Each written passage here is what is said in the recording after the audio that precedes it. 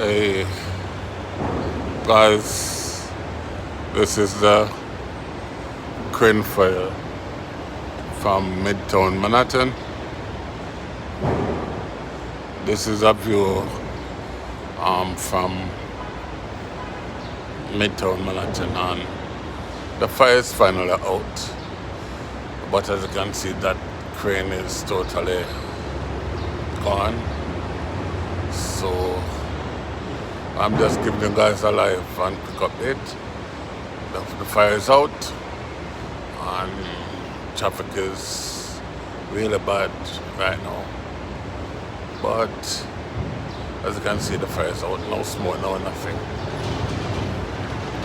So that's it for now, guys.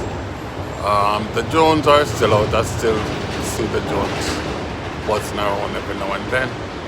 But as I told you guys, the fire is finally out. So that's it for now. You can see, zoom in a little bit more. Yeah, the fire on that crane is out. Okay, so that's it for now, guys.